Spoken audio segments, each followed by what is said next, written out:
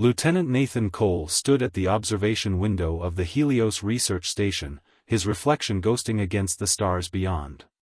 Something wasn't right about this place. After 3 weeks of routine security inspections, the inconsistencies were becoming impossible to ignore: missing equipment logs, restricted sectors that appeared on no official blueprints, and most disturbing of all, the faint sounds he sometimes heard late at night, like distant crying. Today would be different. He had finally managed to clone Director Reynolds' security credentials. As the night shift began and the station's corridors emptied, Nathan made his move. His heart pounded as he approached the hidden elevator he had discovered behind a false maintenance panel. The stolen credentials worked perfectly. The elevator descended far deeper than any official station schematics indicated. When the doors opened, the sterile white corridors of the research station gave way to something altogether more sinister: gunmetal gray walls and red warning lights that pulsed like a dying heartbeat. Nathan moved silently through the corridor, his military training taking over. Each corner was cleared methodically, each shadow investigated. The crying was clearer now, but it wasn't quite human. It carried harmonics that sent shivers down his spine. He found her in the third cell he checked.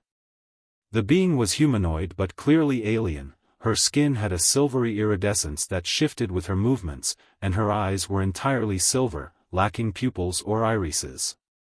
She was suspended in some kind of containment field, surrounded by medical equipment and monitoring devices. Despite her obvious suffering, she held herself with dignity.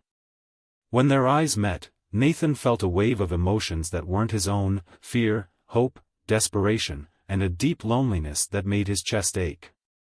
He realized she was projecting her feelings, communicating in the only way she could. "I'm getting you out of here," Nathan whispered, moving to the control panel. "My name is Nathan. Can you understand me?" The alien's voice echoed in his mind, weak but clear. "I am Astrid. The name they gave me when they wished to make me less alien. My true name cannot be pronounced by human vocal cords." Nathan worked quickly, disabling the containment field and security systems. "Can you walk?" Astrid stumbled as the field released her, and Nathan caught her before she could fall. "They have kept me suspended for so long. Give me a moment." While she adjusted, Nathan accessed the facility's database through the cell's terminal. What he found made him sick: detailed records of experiments performed on Astrid and others like her, all in the name of weaponizing their empathic abilities. The Helios station wasn't a research facility, it was a torture chamber. "We need to move," Nathan said, hearing distant footsteps. "The night shift will be making their rounds soon." "Why are you helping me?" Astrid's mental voice was tinged with confusion. "Your kind has shown me nothing but cruelty." Nathan helped her toward the door, supporting her weight. "Because what they're doing here is wrong. Because you're a person, not a test subject. And because someone has to stand up against this kind of evil." They made it halfway to the elevator before the alarms began to wail. Red emergency lights bathed the corridor in bloody light as security doors began to slam shut. "There are others," Astrid projected urgently. "More of my people. In the other cells." Nathan's jaw clenched. He had come prepared for a single rescue, not a mass breakout. But looking at Astrid's pleading expression, he knew he couldn't leave them behind. "How many?" "3. All in similar condition to myself." Nathan pulled out his backup weapon and handed it to Astrid. "Do you know how to use this?" She took the gun with trembling hands. "I can learn from your mind, if you'll permit me." "Do it," Nathan said, and gasped as knowledge flowed between them, not just about the weapon, but combat training, tactical awareness, everything she would need to survive the next few minutes. "Security teams will be here any second," Nathan said, checking his primary weapon. "We're going to save your people, but I need you to trust me completely. Can you do that?" Astrid straightened, her silver eyes glowing with determination. "You are the first human to show me kindness. I trust you with my life, Nathan Cole. Together they moved back into the darkness, racing against time to save the others before the full might of Helios Station security descended upon them. Nathan knew that after this, there would be no going back. His career, his life as he knew it, would be over. But looking at Astrid's face, seeing the hope that had replaced despair, he knew he was making the right choice. The real question was, could they make it out alive? The security lockdown transformed Helios Station's lower levels into a maze of shuttered corridors and blaring alarms. Nathan and Astrid moved like shadows, her empathic abilities giving them precious seconds of warning whenever guards approached. The closest is Lyra, Astrid projected, guiding them to a heavily reinforced door. She is the youngest of us. They've hurt her the most. Nathan's security hack took precious seconds to override the door's systems. When it finally slid open, he had to stifle a curse. The young alien lay curled in a fetal position, her silvery skin dulled to a sickly gray. Unlike Astrid, she wasn't even restrained, she was too weak to move. What did they do to her? Nathan whispered, rage building in his chest. They wished to see how far they could push our abilities. Astrid's mental voice was thick with grief. How much pain we could project, how deeply we could reach into minds. Nathan lifted Lyra as gently as he could. Her eyes fluttered open, pure silver, like Astrid's, but clouded with pain. You're safe now, he murmured. We're getting you out of here. A burst of gunfire interrupted them. Nathan spun, shielding Lyra with his body, but Astrid was faster. She raised the pistol he'd given her and fired with perfect precision, dropping two guards with non-lethal shots to their legs. I won't kill them, she projected, but I won't let them stop us either. They moved quickly to the next cell, where they found Kane, an older male of Astrid's species. His silver skin was crisscrossed with surgical scars, but his mind was sharp and clear. He needed no physical support to walk, and he immediately took Lyra from Nathan's arms. The young one is my responsibility now, he projected firmly. Get us to the last cell. The final prisoner was Talos, a warrior by his people's standards. He had been heavily sedated, but even semi-conscious, his presence was commanding. The moment they released him, his mental voice boomed in their heads, the humans who did this must pay. They will, Nathan promised, but right now we need to focus on escape. I have a shuttle prepped in the auxiliary bay, but we'll have to fight our way there. Then let us fight, Talos projected, his silver eyes blazing. You have given us back our freedom, Nathan Cole. Now let us show you how the Lemurians wage war. What followed was unlike anything Nathan had ever experienced. The four aliens linked their minds, creating a perfect defensive unit. Astrid sensed incoming threats, Kane protected Lyra, and Talos turned their captor's worst weapon against them, fear. Security teams found themselves overwhelmed by waves of terror, their own nightmares turned against them. Nathan led them through the station's maintenance tunnels, avoiding the main corridors where possible. When confrontation was inevitable, they worked in perfect synchronization. Nathan's tactical knowledge flowed through their mental link, guiding their movements, while their empathic abilities gave them an unprecedented advantage. They were nearly to the shuttle bay when Director Reynolds himself appeared, flanked by a full tactical team. The director's face was twisted with rage. Lieutenant Cole, he spat, do you have any idea what you're throwing away? These creatures could revolutionize human warfare. Their abilities could give us an unbeatable advantage. They're not creatures, Nathan replied, his voice hard. They're people. And they're not your weapons. Reynolds smiled coldly. They're whatever I say they are. Security teams, lethal force authorized. What happened next would be forever seared into Nathan's memory. As the security team raised their weapons, all four Lemurians joined their powers into a single, overwhelming force. Every human in the corridor except Nathan was hit with a wave of pure emotional energy, not fear this time, but understanding. For a brief moment, they felt everything the aliens had endured, the pain, the isolation, the violation of their most intimate thoughts. The security team crumpled, many of them weeping. Reynolds staggered, his face ashen, as years of carefully maintained rationalizations shattered. We could destroy their minds, Talos projected, but we choose not to. Remember that, humans. They ran the final distance to the shuttle bay. Nathan's code still worked, giving them access to the small craft he'd prepared. As they lifted off, alarms blaring around them, Astrid placed her hand on Nathan's shoulder. "You've sacrificed everything for us," she projected. "No," Nathan replied, plotting a course away from the station. "I've sacrificed a life built on lies. Whatever comes next, at least I can face it knowing I did the right thing." "Where will we go?" Lyra's weak mental voice asked. Nathan smiled grimly. "I have a contact in the outer colonies. Someone who's been gathering evidence of illegal experiments like this.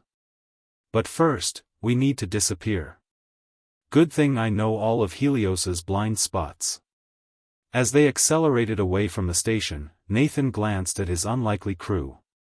For rescued aliens, each bearing scars both physical and mental, yet each still capable of choosing mercy over vengeance. Whatever happened next, he knew his life would never be the same. And he was perfectly fine with that. The shuttle's cramped cabin hummed with tension as they slipped through the debris field of the Carina Nebula. Nathan's hands moved steadily over the controls, guiding them through a maze of derelict ships and frozen rock. Behind him, the four Lemurians sat in meditative silence, their silver skin reflecting the distant starlight. 3 ships, Nathan announced, checking the long-range sensors. "Military grade. They're trying to box us in." "They are afraid," Astrid projected, moving to stand beside him. "Not of us escaping, but of what we might reveal." The past 48 hours had been a relentless chase. Every time they thought they'd lost their pursuers, more would appear.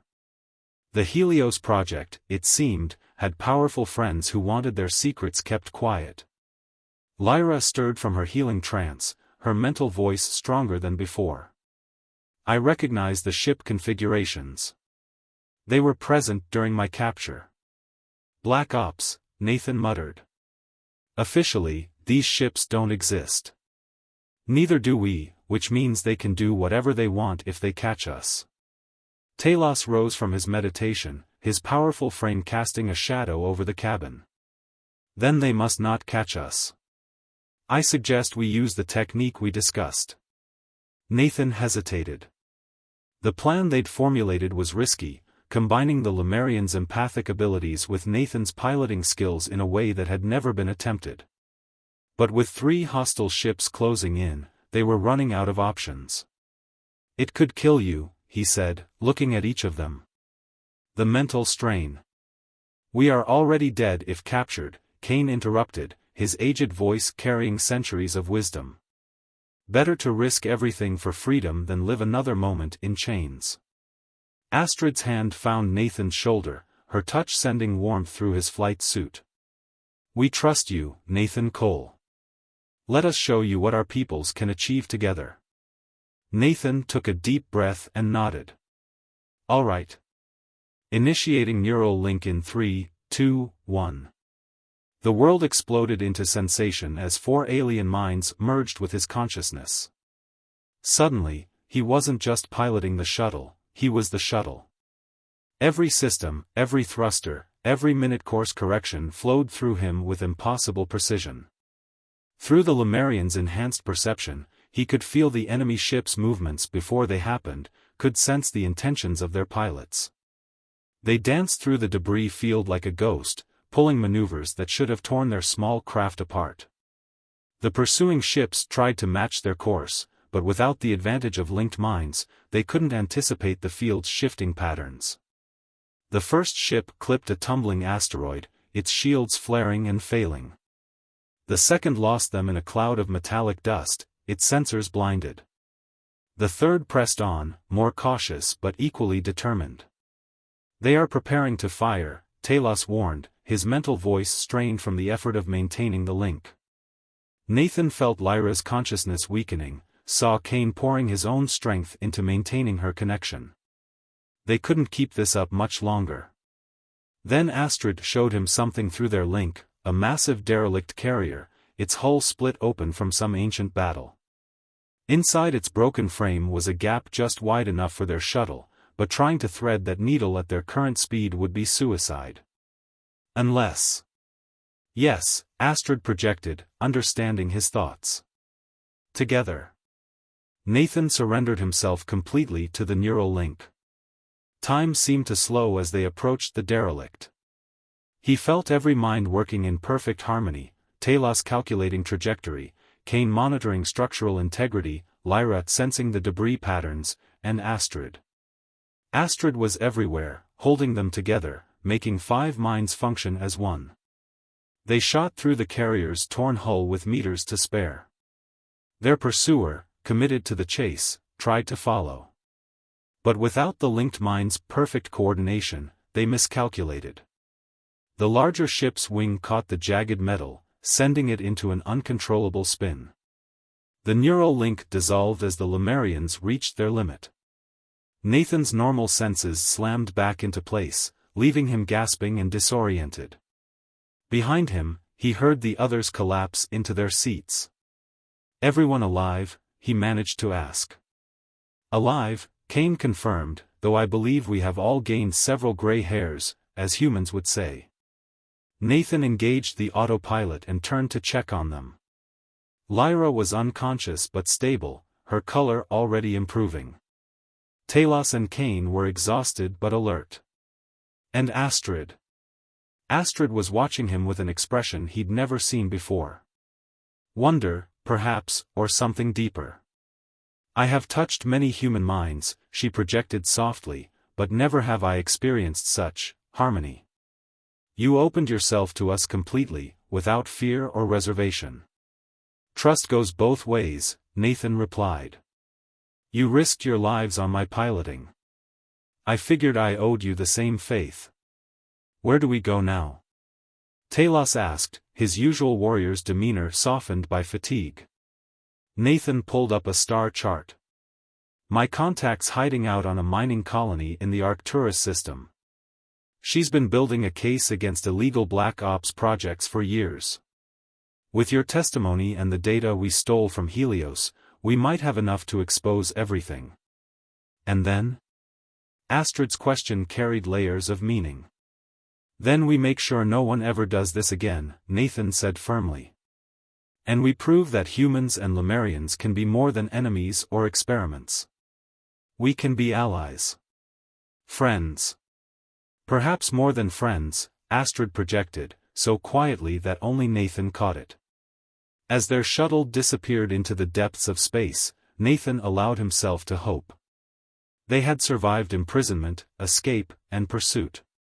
Whatever came next, they would face it together, not as separate species, but as a family forged in adversity. And somewhere in the vast darkness between the stars, a new future was waiting to be born. The mining colony of New Horizon clung to the surface of Arcturus 7 like a barnacle on a space whale. Its dome-covered streets and underground tunnels housed a population of outcasts, fugitives, and those who preferred to stay off the grid. It was perfect for people who needed to disappear.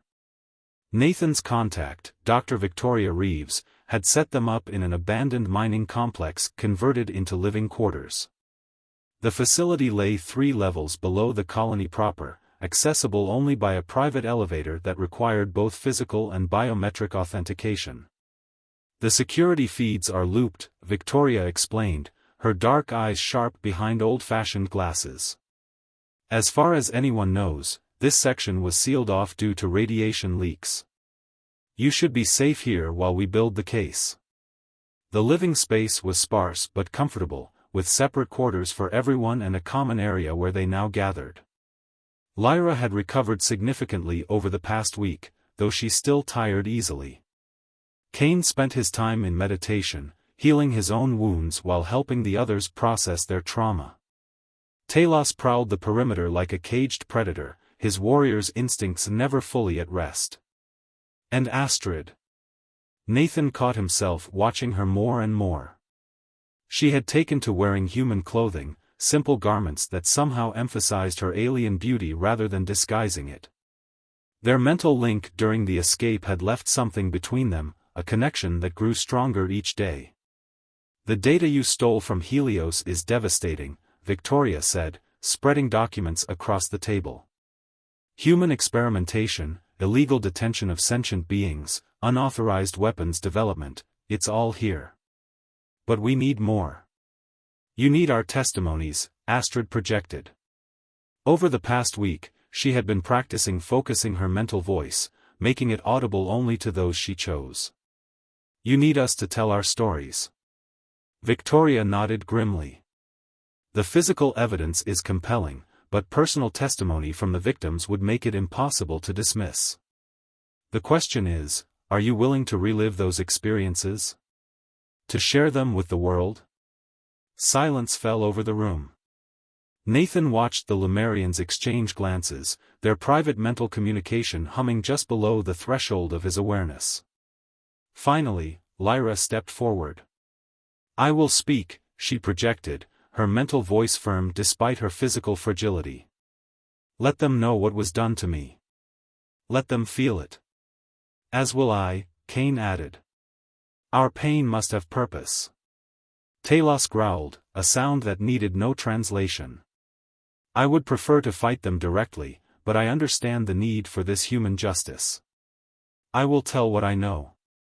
All eyes turned to Astrid. She stood by the viewport, watching the eternal night of Arcturus 7. "When they first captured me," she projected, "I believed all humans were monsters. Nathan showed me I was wrong. If sharing my story can help prevent others from suffering as we did, then I will do it. But first, we need to understand exactly what we're facing." Victoria pulled up a holographic display. "The Helios project wasn't isolated. I've found evidence of similar facilities across 3 sectors. They're all funded through a shadow organization called the Prometheus Initiative. Their goal appears to be developing psychological weapons using alien empathic abilities." "How high does it go?" Nathan asked, studying the complex web of shell companies and classified projects. "All the way to the Colonial Defense Council," Victoria replied. "Several high-ranking officials are involved, including Admiral Harrison and General Weber. They're powerful people with everything to lose if this gets out. Then they will try to kill us," Talos projected matter-of-factly. "They will send their best hunters." "They already are," Victoria confirmed. 3 assassination teams have arrived on New Horizon in the past 2 days. They're searching the upper levels now. Nathan felt Astrid's hand slip into his. "We knew this wouldn't be easy," she projected privately. "We need to move fast," Nathan said. "How soon can you arrange the testimony?" "I have a secure quantum link to a trusted media outlet. We can begin recording tomorrow. Once it's done, I can have the story broadcast simultaneously across all major networks. They won't be able to suppress it." "And then?" Lyra asked, her silver eyes wide. "Then all hell breaks loose," Victoria said grimly. "The coalition courts will have to act. Arrests will be made. But the people we're dealing with won't go down without a fight." Nathan squeezed Astrid's hand. "We'll be ready. We've come too far to fail now." That night, unable to sleep, Nathan found Astrid in the common area. She stood in a pool of starlight from the viewport, her silver skin luminescent. "I'm afraid," she projected as he approached. "Not of dying. Of living. Of what comes after all this. My people, we've been in hiding for so long. This will change everything." Nathan moved to stand beside her. "Change can be good. When I touch your mind," she projected, turning to face him, "I feel such certainty. Such conviction. How do you maintain that in the face of so much darkness?" "Because I've seen the light too," he replied softly. In you. In the way you chose mercy over vengeance. In the way you trust despite having every reason not to. Astrid's hand came up to touch his face, and suddenly he was flooded with her emotions, fear and hope, doubt and determination, and something else, something that made his heart race. Stay with me tonight, she projected. Not for anything but company. I sleep better when I can feel your mind near. Nathan drew her close, letting their foreheads touch in the Lemurian gesture of intimacy. I'm not going anywhere. Whatever comes tomorrow, we face it together. They stood there in the starlight, human and alien, two souls finding comfort in each other's presence. Tomorrow would bring danger and revelation, but for now, in this moment, they had found their sanctuary. Outside, the stars wheeled overhead, indifferent to the drama unfolding beneath them. But somewhere in the darkness, destiny was holding its breath, waiting to see what would happen when justice finally caught up with those who thought themselves above it. The truth hit the networks like a supernova. Billions of screens across human space lit up with the faces of four silver-skinned beings, their testimonies interwoven with damning evidence from the Helios project. Victoria's media contacts had done their job perfectly, there was no stopping the story now. Within hours, the Coalition Council erupted into chaos. Demands for arrests echoed through the chambers. But in the shadowy corridors of power, darker forces were moving. They've found us, Victoria announced, bursting into the common room. Multiple ships just dropped out of hyperspace. Military grade, running dark. How long? Talos projected, already moving to defensive positions. 20 minutes, maybe less. They're not even trying to be subtle now. Nathan activated the security screens, watching as heavily armed teams descended through the colony's levels. Leading them was a face he recognized, Colonel Marcus Reed, the military's top problem solver. They're afraid, Lyra projected, her silver eyes focused on the screens. Not just of exposure. They're afraid of change. Of a world where humans and aliens stand as equals. Then let's show them that world is already here, Nathan said. He turned to Victoria. Is the backup plan ready? She nodded, pulling out a quantum transmitter. Coalition peacekeepers are on standby. The moment we send the signal, they'll move in. But we have to hold out until they arrive. We will do more than hold out, Astrid projected, her mental voice carrying new strength. We will show them exactly what they should fear. The next 20 minutes were a blur of preparation. Nathan and Talos set up defensive positions while Kane and Lyra prepared their mental defenses. Victoria worked furiously at her computers, making sure every piece of evidence was backed up and distributed across secure networks. Astrid found Nathan as he was checking his weapons. You know, this might be our last stand, she projected privately. It might be, he agreed, turning to face her. Any regrets? Only that we didn't have more time, she projected, and then she was kissing him, her lips cool against his, her mind touching his with an intimacy that made mere physical contact seem pale in comparison. The moment was broken by the first explosion.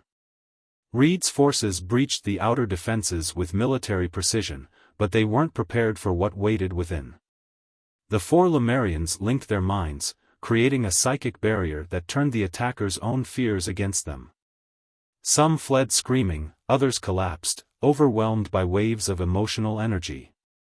But Reed had come prepared. His next wave wore neural dampeners, pushing through the psychic assault with cold determination. Surrender the aliens, Reed's voice boomed through the complex. Do that, and we might let you live, Cole. Nathan's response was a precisely aimed shot that knocked the weapon from Reed's hands. The battlefield dissolved into chaos, gunfire and energy weapons, physical and psychic combat merging into a desperate dance. Through it all, Nathan and Astrid moved as one, their bond from the shuttle escape now refined into perfect synchronization. They fought back to back, her mental powers complementing his martial skills, protecting each other with fierce determination. Lyra and Cain maintained the psychic defense, while Talos engaged in both mental and physical combat, his warrior training making him a terror on the battlefield. Victoria worked frantically at her station, coordinating with their allies outside. Then something went wrong. A stray shot hit a power conduit, and suddenly the lights went dark. In the confusion, Reed's forces pressed their advantage. Nathan heard Victoria cry out as she was hit, saw Talos take a grazing shot to his shoulder. Nathan! Astrid's mental warning came too late. Reed himself emerged from the shadows, his neural dampener letting him resist their psychic attacks. The Colonel's first shot caught Nathan in the leg, sending him sprawling. "It's over," Reed snarled, weapon aimed at Nathan's head. "The aliens come with me, or..." He never finished the sentence. Because at that moment, the ceiling exploded. Coalition peacekeepers rappelled into the complex, their distinctive blue armor gleaming. Leading them was Admiral Chen, the Coalition's highest-ranking alien officer. "Colonel Reed," Chen's voice rang out.